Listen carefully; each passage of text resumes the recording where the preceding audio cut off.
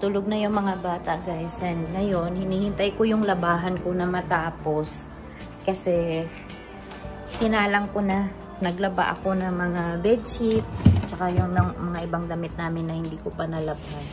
And then ngayon ay magluluto ako ng ulam. Hindi ko alam kung anong maluluto ko dito. Pero, titingin tayo. Ang bilis mabulok ng mga gulay. Kaya hindi ako bumibili masyado ng gulay talaga. Nasasayangan ako kasi minsan pag wala naman ako maluto na anong pwedeng maluto sa gulay. Nabubulok lang sila. Kaya, ewan ko pa paano ba tayo mag-ano ng mga gulay, no? Napakahirap. Oh, ito yung ano ko na naman, na ano na naman siya, nabulok na naman, kaya ang hirap. Ito na lang lutuin ko para di masayang. Na lang ako, magsotanghon na lang siguro ako para may sabaw. Tapos may, yung pansit kasi, gustong gusto ng mga anak ko, si Alicia, si Ethan, gustong gusto nila yun. Kaya magsotanghon na lang ako. Ewan ko kung meron akong sotanghon dyan, pero kung wala, yung pansit na lang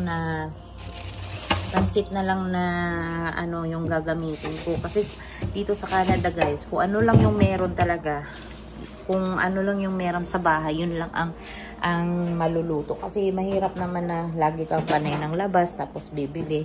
Kasi siyempre pag nag-grocery kami, hindi ka naman agad-agad makakaisip kung ano yung pwede mong maluto ng mga ulam, mga ganon. Kaya ay, mahirap. Dapat na maging creative talaga kung ano, ako lang ba, kapag hindi ako gutom, hindi ako nakakapag-isip ng mga ulam. Pero pag gutom ako, doon ako nakakapag-isip ng ulam. At saka, kapag meron ako mga nakikitang mga ideas na ulam sa Facebook, yun ang mga niluluto ko. Gaya nitong sotanghon, nakita ko lang siya kagabi. Sabi ko, ang sarap naman ng sotanghon na may sayote. Siguro yun na lang ang lutuin ko bukas. Kasi sabi ni Daddy, magulay ka naman kasi hindi daw ako nagugulay. Eh, ang hirap eh. Ayoko naman mag-drive papuntang Seafood City para lang, di ba, bumili ako ng gulay. Ayoko pumunta ng Yangs. Nakakatamad. Ngayon na dalawa na yung maliliit ko, guys, tinatamad na ako mag-drive, tinatamad na ako lumabas kapag hindi importante talaga. Kasi hassle kapag dalawang maliit yung bibit-bitin ko palagi pag nag-grocery. Yung hatid sundo kay kuya, okay lang yun. Tapos kaya mostly talaga, bahay lang kami. So, ito na lang yung gagamitin ko, guys. Kasi matagal na to dito sa amin. Kasi sobra pa to nung nagluto yata ako ng pansit nung nagpotluck si Daddy. Tapos tinoko na yung baboy para yan yung pangsahog ko mamaya. And then, pansit na lang ang ilalagay ko. Kasi para hindi din sayang, at least maubos na, diba? Tapos, pag mag-grocery kami sa Yang siguro or sa mga Asian store, tsaka na ako bibili ng sotanghon para sa next time na gusto kong magluto, gusto namin magluto ng may mahuhugot ako. Kaya dito sa Canada talaga, guys, napaka-importante yung mag-grocery ka talaga kung ano lang yung pwede mong i-stock sa bahay. Kasi kapag may maisip ka na gusto mong lutuin, nandyan lang siya nakastock. Hindi yung pag makaisip ka, bibili ka. Wala naman ditong tindahan na sari-sari store o talipapa na pwede mong puntahan para bumili ka agad. Kaya lahat dito mostly naka-frozen, mga ganun. Pero pag mga gulay nga, hindi ako masyadong maano sa frozen na gulay. Kaya kung gusto kong maggulay talaga na sariwa, ayan, pag nakaisip ka lang, tapos pupunta ka doon, ganun. Kasi hindi masarap eh. Hindi masarap. Kapag galing frozen yung mga gulay, hindi masarap. Nawawalan sila ng lasa na basta hindi masarap talaga. So, yeah. Hindi pa malambot yung baboy ko, kaya tsaka na lang yan. Mamaya na ako magluto. Na yung laundry ko, guys, kukunin ko muna dito. Dito kasi sa apartment namin, sa hall, ay sa isang floor, isa lang yung laundry namin. Isa lang yung laundry area namin. Kaya, ito, na-dry na. Kukunin ko muna itong mga, para matupi ko na yung mga damit. Para may magawa na ako.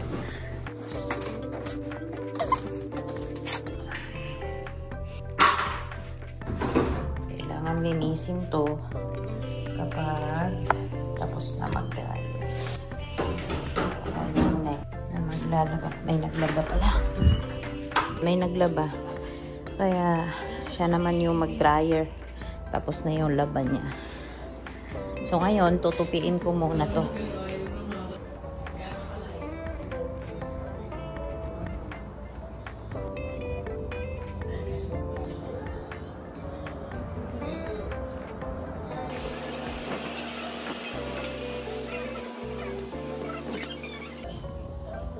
Guys, may bata na naman na gumising. Ayaw patapusin si mami sa trabaho.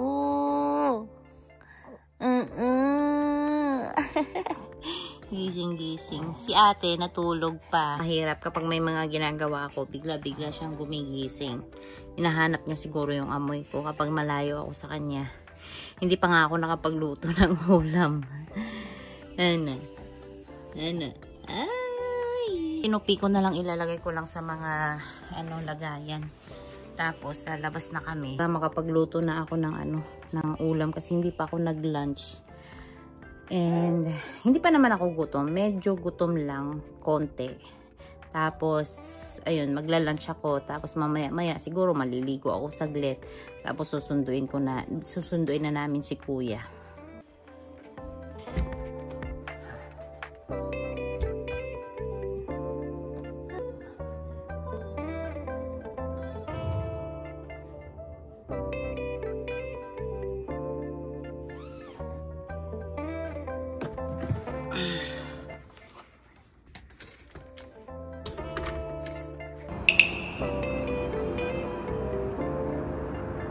Bebe namin guys, pinapakain ko siya ng spaghetti. Nagluluto pa ako, tapos hindi pa siya tapos and baka gutom na siya kasi mag-aalauna na, so gutom na siya kaya spaghetti muna yung pinapakain ko sa kanya. Ito, iyak nang iyak yan, ayaw magpababa ayaw niya magpababa. Binaba ko siya dito kanina, ayaw niya, kaya ito, kandong ko na naman siya. Niluto ko guys. Oh. Hindi na ako nagkanin. Pumayat na ako. Masarap naman kahit walang kanin. Oh, wait lang! Ayan o. Gustong-gusto niya. Gustong-gusto niya. Ayan na guys, nakapaglagay na ako ng sunblock kasi bala kong dadalhin yung mga bata sa park mamaya. Doon na lang kami, lalayo kami kaunti dito sa area namin. Siguro doon kami sa dating school ni Ethan kasi maganda yung park doon, malawak. At saka may gate yung yung park. Tapos makakatakbo yung mga bata doon. So doon ko na lang sila dadalhin kasi maganda talaga weather ngayon. Parang 18 degrees lang kaya yata kami. Kaya naglagay ako ng sunblock kasi iba yung araw dito. Sobrang masakit sa balat. So, ngayon, susunduin muna namin si kuya and then, dediretso na kami doon. Nagdala lang ako ng tubig namin at saka yung mga snack ng mga bata para naman, ma-enjoy nila yung weather. Kasi nga, galing kami ng winter, diba? Sobrang lamig, lagi kaming malamig. Kaya ngayon, gusto kong makakalabas naman sila kapag may work si daddy. Kasi si daddy mamaya pang gabi yun dadating. So, mamaya, gabi, pagdating ni daddy is wala na, matutulog na kami and then kakain na lang tapos pag magpapahinga na kagad kasi syempre si daddy pagod yun sa work. So yeah, ako na lang yung magdadala ng mga bata sa park kasi kahit papano ay sila makakatakbo kasi dito pinagbabawalan nga namin silang mag-stamp kasi nga mareklamo kami sa baba. Kaya yan, uubusin natin yung energy nila sa park. Para hindi naman kawawa yung mga bata ko dito na nakakulong lang sa bahay. And then ako din, kailangan ko din ng ibang alam mo yun, ibang view na basta gusto ko lang magpahangin, magpaaraw at saka titignan ko lang yung mga bata na maglalaro. So, let's go! Na kami guys sa school ni Ethan and then lumipat ako dito sa likod kasi si Pio umiiyak. Ayan bebe. Mangot. Si mangot ng bebe namin. Eto din si ate. Gusto ba rin yung shoes? No, bad kasi mag-park tayo mamaya. No. Ayan si Pio. Nagising kasi siya, natulog siya kanina, eh kailangan ko siyang ilipat na sa car seat para makaalis kami. And yun nga, masyadong maaga pa, kaya ayan o, hindi pa sila naglabasan. Dito muna kami sa car. Hey guys, papalitan ko muna si si Pio ng kasi nagpupup. Mami, nagpupup si ba tayo? Yeah. Di, I want to go now. Later na, later. Ayan. Dito yung school ni Ethan, Holy Cross. Kami maglalaro. Ayan, malawak dyan, sobra. Guys, papasok na kami doon. Ayan, sobrang lawak dito. Mas maganda dito na park. Ito guys, mga splash pads ito. May mga water ito kapag summer na. Pero ngayon, sarado pa siya. Kasi, medyo malamig pa dito ngayon eh. Kaya mag-splash pads tayo dito nak sa summer. Wag muna ikaw doon kasi marami pang nag-play. Ayan splash pads. Splash pad. Yan. Ito lang. Just stay here. Ba't kaya meron pang mga taga Holy Cross? Dapat na sila, 'di ba? Umuwi. Tang. Wag mo palapitin doon, Tang. Wag mo tatakin. Ayan na, dumapa na si Elisha. Swim, swim, fish. Swim, swim, fish. Yan ang lalabas yung water. Oo, dyan lalabas yung water, no? Oh. What does that button? Kunin mo si Elisha. No, no, no, no, no. Washroom lang si Kuya. First time namin dito, guys. Maganda pala, no? Pwede dito sa summer pala si Ethan splash pad sila Elisha. Kasi meron ding, bihisan. Ayan, maganda dito pala. Tapos malapit lang to sa amin.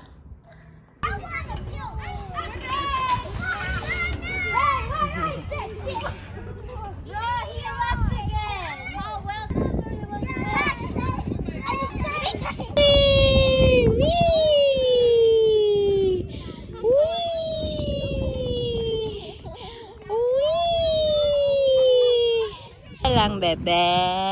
Ayan si ate. Nag-swing-swing ate. Ikaw din? Ha? Ikaw din? Ikaw din? Wee! Wah! Wah! Wah! Wah! Ala! Matamaan si ate. Yay! Dali na, dali na. Let's go. Hawakan mo lang siya.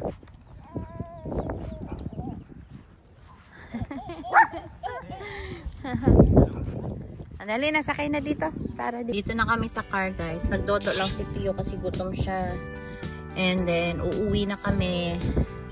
Kasi alas 5 na yata. Yeah, matagal na din yung laro ng mga bata. Siguro babalik na lang kami bukas. Ulit. Titignan natin kung hindi ako tatamarin lumabas. But, yeah.